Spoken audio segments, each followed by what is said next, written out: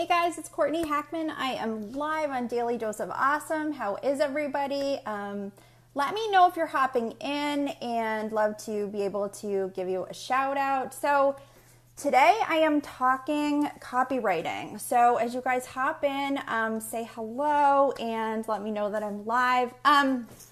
So excited to be here today on DDOA. I hope you guys had an awesome weekend, awesome Memorial Day. Hey Annalie, how are you? Thank you for hopping in. So talking today about copywriting strategies and really the way you can think about your copy when you're sitting down to write an ad. Now, obviously we are all in an affiliate space and, trying to get those leads, trying to get those sales. So I want to give you some ways that I think about my own process. Now, here's what I will say. Everyone has their own process and hey Curtis, how are you? So that's absolutely, a reality. Everyone thinks about things in a different way. This is just for you guys to really have, maybe this will help your own process, to get a different perspective on, how I look at copy, how I write copy, how I think about it before I do anything.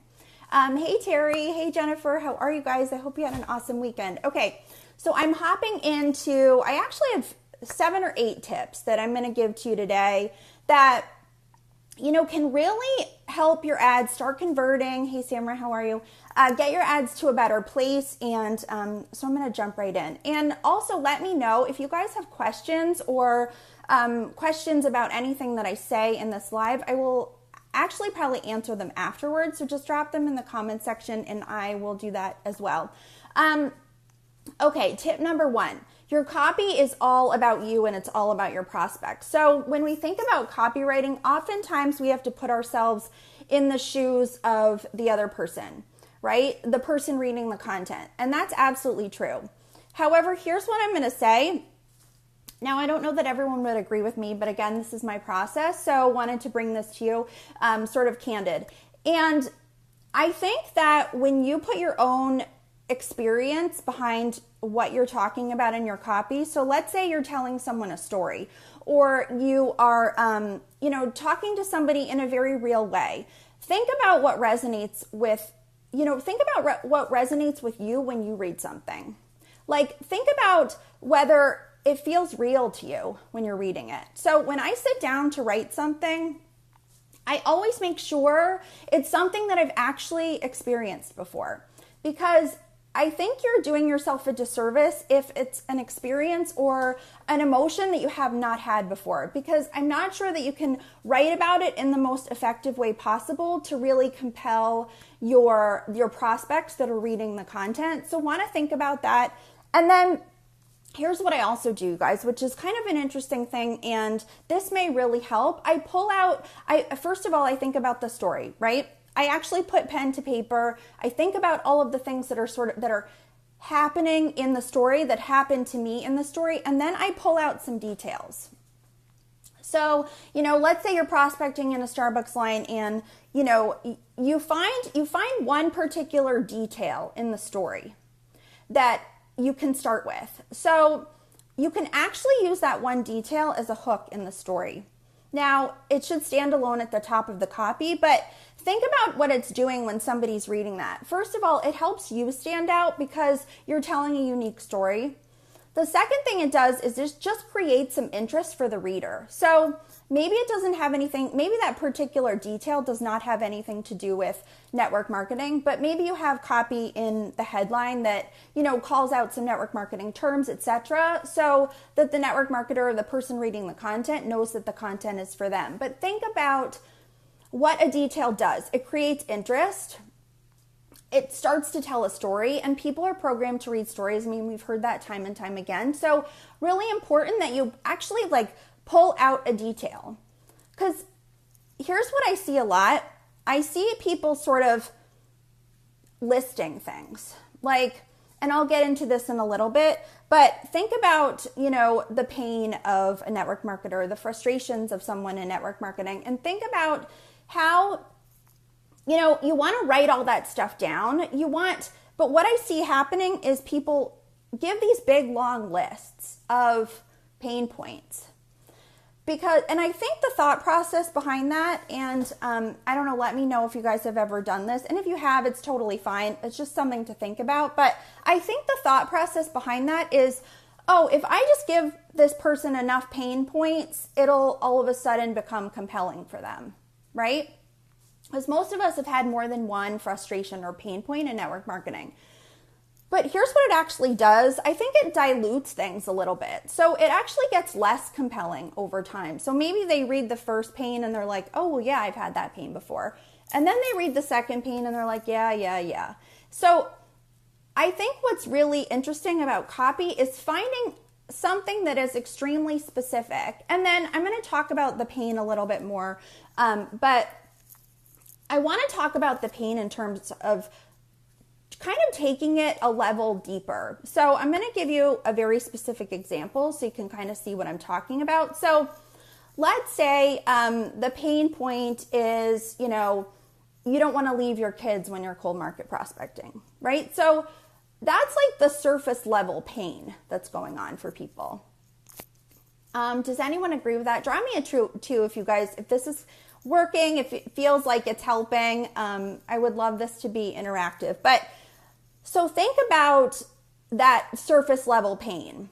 Someone is saying, I don't want to go cold prospect because I have to leave my family or my kids.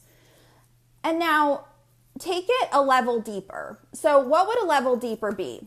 I can't read my daughter a bedtime story because I have to go out to a meeting tonight and cold prospect. Now think about taking it a step even deeper.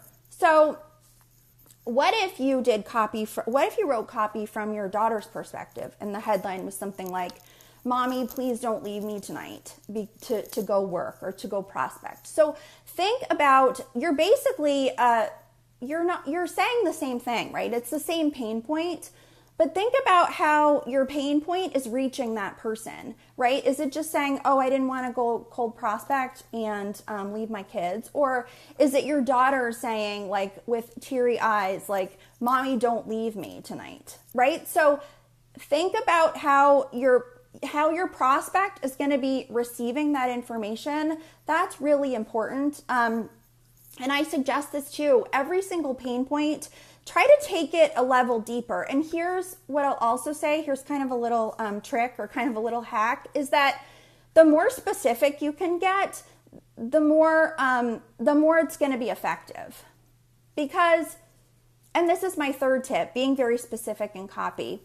So what's happening for that person who's reading the content? When you're very specific, what's happening? The person, it feels very tangible to the person. Like they can sit in their living room and get exactly what you're trying to tell them, right? Like you're actually like shaping their, it's not really content that's left up to the imagination, or it's not too general. It's something where you're actually shaping their feelings around something very specific, which is what you want to be doing. I mean, we're not here to obviously control or manipulate, but we're here to influence people, right? To make a good decision, to solve a problem. And that is really the way that you can do that, by using detail, by being very specific in your copy. Now, tip number 4, I'm going to talk about emojis, but I'm going to talk about them as actually tools in copy. So obviously emojis are fun, they're social, they're, everyone uses them on Facebook, really, important. But here's what's happening when people are reading your content, especially if you have a longer story ad. People are, they are skimming, guys. Like there's so much content on Facebook that they are skimming through to see if it's important enough for them to keep reading. So what do you want to do? I would say you want to specifically use emojis like very strategically in the specific lines where you want people to be reading, right? If you want them to read a specific call to action, if you want them to read a certain line that you think is really compelling or is like the crux of the copy and they need to read that line to understand all the rest of it, think about where you can place an emoji. And I suggest placing them at the beginning of sentences, not at the end, obviously, because you want the person's eyes to go to the beginning of the sentence, not to the end of it or to the beginning of the line, etc. But think about that as something you could do that's very strategic, that is going to help that person read the specific lines that you want them to read. So that's another way, and it's totally easy. We can all use emojis. That's pretty simple. As a way to really like compel your reader and to get them to read specific content. Okay. Tip number 5 is white space. Now, you want, and I've actually seen this with a lot of people that are, very high up in network marketing, and they're kind of like quote unquote quote gurus in their space. And I see their copy like all bunched together. Now, I want you to think about, people aren't deterred by long copy, but they are deterred by copy that's like all bunched together in large paragraphs. Right? You don't want that. You want, like, I would definitely have the hook or the first sentence stand alone in the copy always. That's really, really important. I mean, if you need to do 2 lines, do 2 lines, but I would try to have it stand out as 1 line. But you really want to, you don't want there to be, you want there to be like the copy spaced out well. So I don't suggest putting like more than 2 sentences together, right? Because if it looks hard to read, people are not going to read it. They're there to have fun. They're there to be social. They're there to look at like family and friends pictures. Like, you're trying to just catch their attention. That's like the biggest thing that you want to think about. And white space is a really easy, simple way to do that. I don't suggest every single line be separate, but especially at the top, I would do like the first 3-4 lines as standalone lines, so that people can kind of get into the rhythm of what they're reading and can sort of think about it in their head. And, it just gives them a chance. It invites them to read more. So guys, let me know if this is helpful. Drop me a 3 if you guys are getting this, if this is helpful. I'd love it to be kind of super interactive if you can. And then the next thing I'm going to talk about is the call to action, but I'm going to talk about it in a very specific way. Obviously, we all need calls to action, right? We do. We need our prospect to take the next step in the process with us if they want to, if they trust us enough. That's really important, right? Now, I want you to think about specific words that we use in call to actions. And I want you to think about what Facebook's goal is. So Facebook obviously doesn't want any kind of like engagement bait or people saying, share this, comment this, all of that stuff, right? They don't want that. So you want to stay away from words. Like, I've seen this a lot in copy where people will say, comment below, or share this post, or tag a friend. Now, those are actually trigger words to the algorithm that they should show your post less.